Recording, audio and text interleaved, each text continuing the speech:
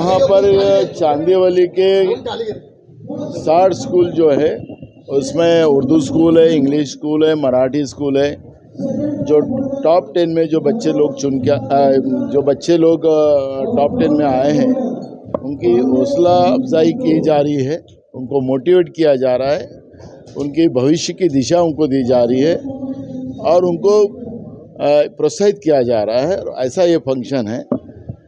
जिस तरह से माजी मंत्री नसीम भाई जी ने कहा कि चांदीवली जो विधानसभा एरिया है वहाँ पर अच्छे स्कूलें हो, फिर वो महानगर पालिका भी की भी हो क्यों ना हो, प्राइवेट स्कूल हो, सब अच्छे क्वालिटी के स्कूल यहाँ बनाने का योगदान उनका रहा है।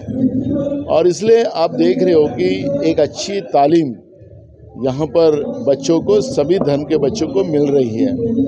एक अच्छी लीडरशिप जिस एरिया में होती है, जैसे नसीम भाई के रूप से, तो उसका फ़ायदा उस एरिया में होता है।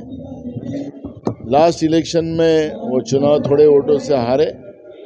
5 साल में एक चांदीवली एरिया का एक बड़ा नुकसान, यहाँ के विकास का नुकसान हुआ है और यहाँ की पब्लिक भी वो जानती है। मैं इसलिए कहा कि अच्छी लीडरशिप जब हमारे बीच में है उसको संभालने का काम भी अपने को करना पड़ेगा।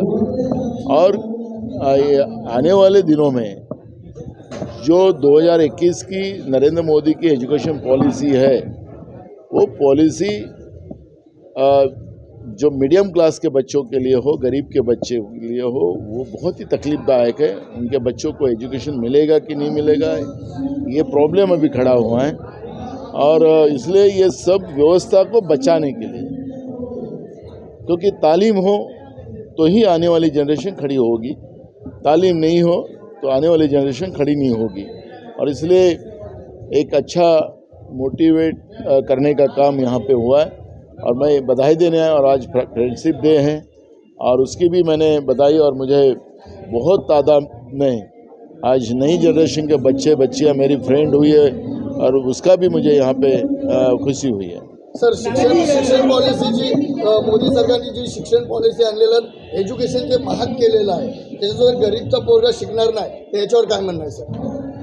आपण पाहिलं असेल की 2021ची जी नरेंद्र मोदींनी शिक्षण पॉलिसी आणली ती आता सर्वसामान्यांच्या मुलामुलींसाठी शिक्षणाची सोय राहणार नाही अशा पद्धतीची व्यवस्था आणलेली आहे। बीजेपीची जी पॉलिसी आहे की आर्थिक आणि शैक्षणिक प्रत्येकाला संपवायचं आणि गुलाम बनवायचं, आणि त्याचे पावलं नरेंद्र मोदीच्या सरकारने उचललेले आहेत। महाराष्ट्राचे सरकार तेच काम करते आणि त्या दृष्टिकोनातून चांदीवली भागामध्ये ज्याप्रमाणे मी नसीमबाईचा उल्लेख केला की त्यांनी ज्या पद्धतीचं शिक्षण व्यवस्था मंत्री असताना या ठिकाणी उभ्या केल्या, महाराष्ट्रामध्ये त्याचा फार मोठा त्यांच्या मंत्रिमंडळाचा पदाचा फायदा झाला। आणि म्हणून अशा या नेतृत्वाला आपण लोकांनी टिकवलं पाहिजे, त्याला मदत केली पाहिजे, आशीर्वाद ठेवला पाहिजे, ही भूमिका याच्यामध्ये आहे। सर, देवेंद्र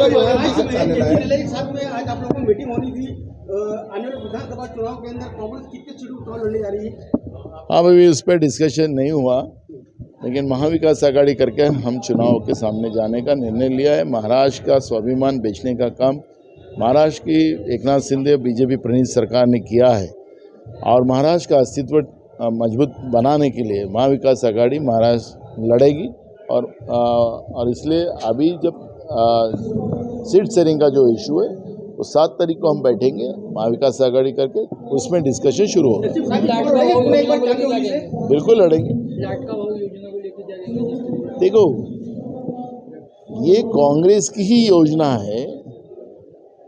अगर ये सरकार महाराष्ट्र में 14 से 19 तक देवेंद्र फडणवीस की सरकार थी, बीजेपी की सरकार थी, 2.5 साल से सरकार महाराष्ट्र में है। लेकिन लोकसभा के चुनाव के बाद इनको महाराष्ट्र की जनता ने हराया, तो डर के वजह से इनको लाडली बहन लाडला भाऊ याद आ रहा है। कांग्रेस की योजना ऑलरेडी है ही।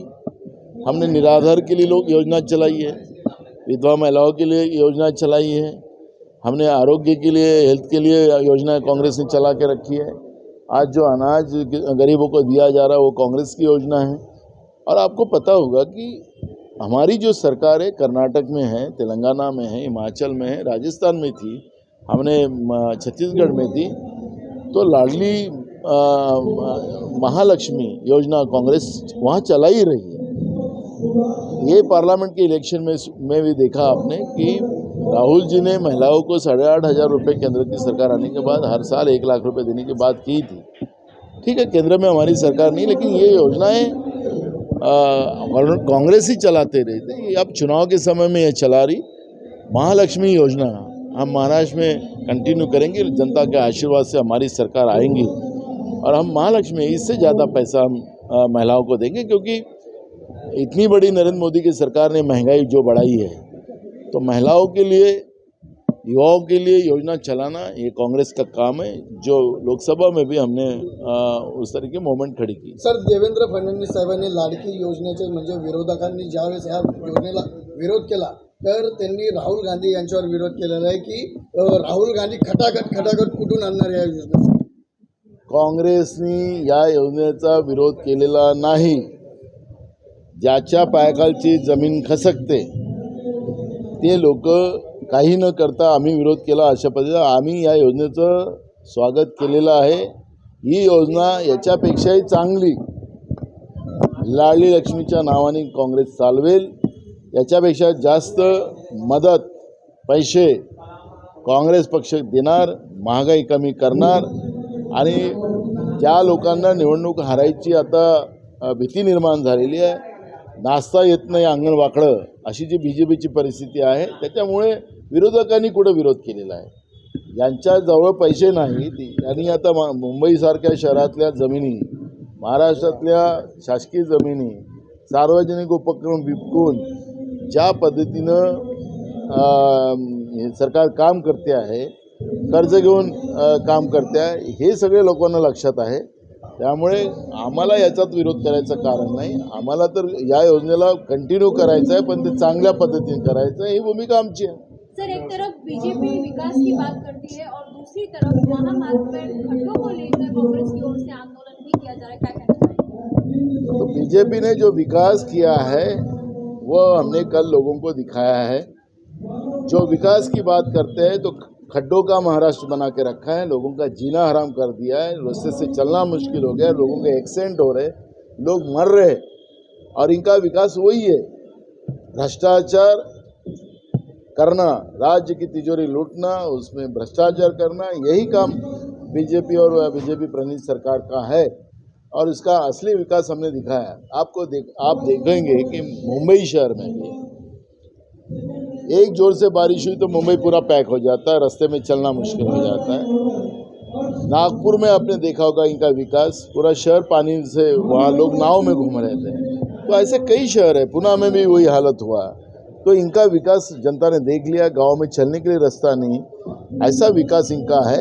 तो ये कौन से विकास की बात करते हैं? भ्रष्टाचार इनका विकास होगा तो ठीक है, लोगों को समझ चुका है, तो इनका असली विकास क्या है।